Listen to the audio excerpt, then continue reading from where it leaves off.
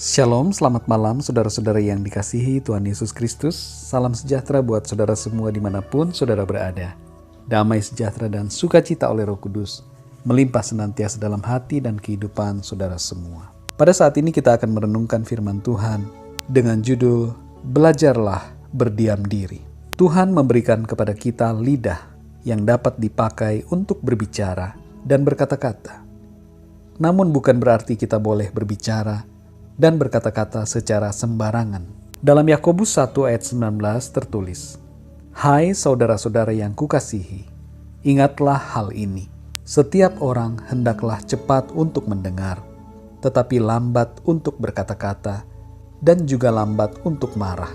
Kita punya indera pendengaran yang bisa mendengar berita, juga indera penglihatan yang dapat membaca dan melihat situasi. Kedua indera ini akan memberikan informasi yang diolah dan diresponi oleh hati kita, serta menghasilkan efek yang keluar melalui perkataan kita. Firman Tuhan mengajar agar kita lambat untuk berkata-kata. Maksudnya adalah agar kita menahan diri dari berkata-kata yang tidak baik dan tidak benar. Bahkan seringkali adalah baik untuk berdiam diri, sebab umumnya pada tiap-tiap hari terlalu banyak kata-kata sia-sia yang terucap melalui mulut kita. Maka dari itu kita perlu belajar berdiam diri. Allah Bapa memilih perawan Maria untuk mengandung Sang Juru Selamat, Tuhan kita Yesus Kristus. Karena karakter Maria yang dapat menahan diri dari berkata-kata dan berucap yang tidak perlu.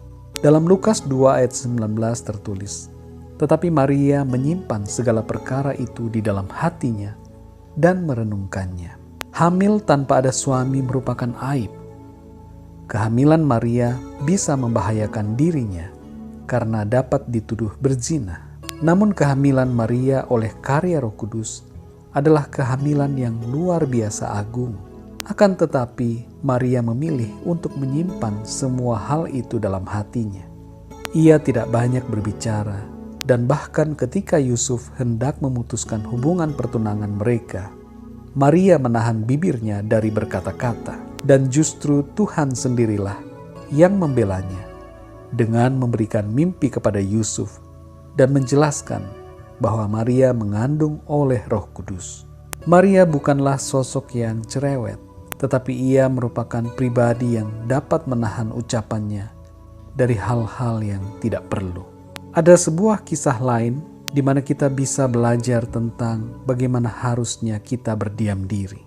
Ketika Tuhan hendak memberikan anak kepada Imam Zakaria dan istrinya Elisabet, Zakaria dibuat Tuhan menjadi bisu karena ia tidak percaya kepada perkataan Tuhan.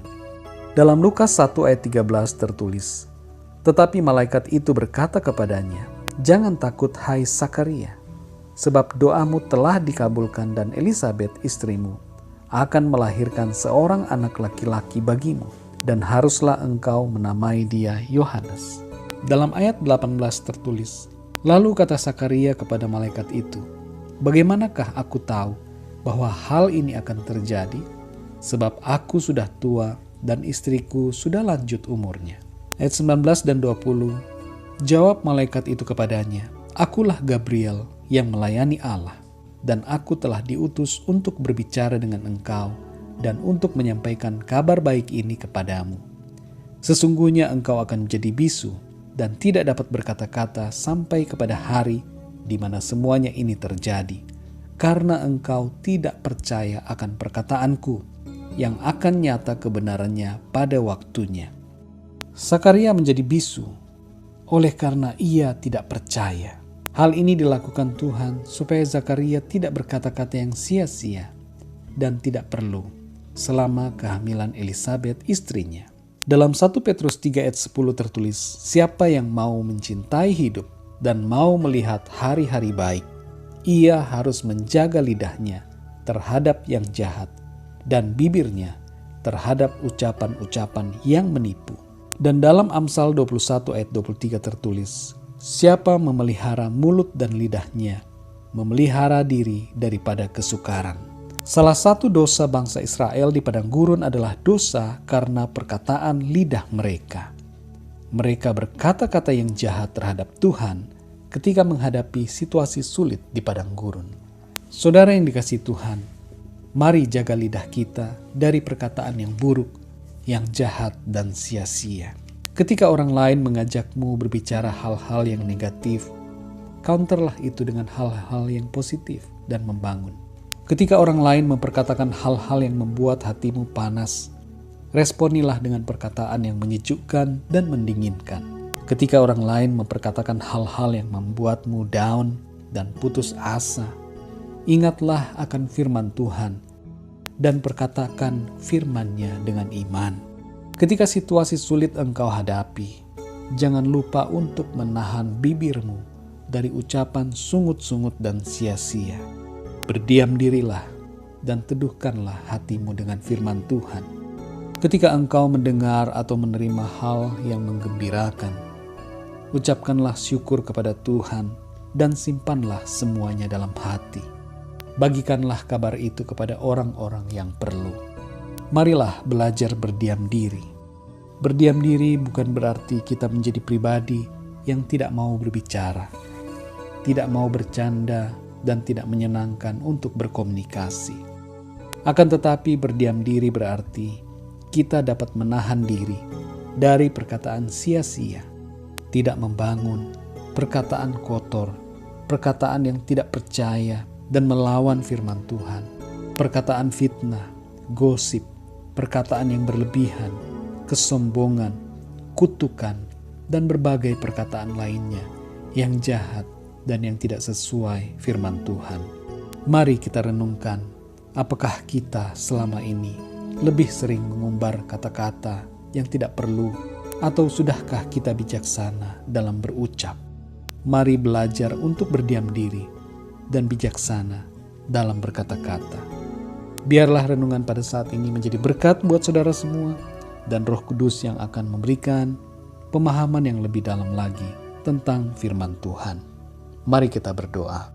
Bapa kami yang di surga, kami mengucap syukur untuk kebenaran firman-Mu yang mengajar kami untuk berdiam diri, tidak mengatakan hal-hal yang tidak perlu, supaya kami menjaga setiap ucapan lidah kami, supaya kami belajar untuk bijaksana dalam berkata-kata.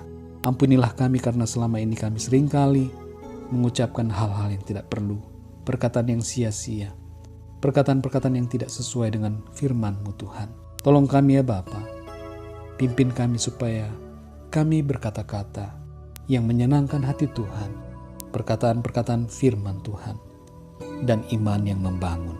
Berkati kami semua sepanjang malam ini.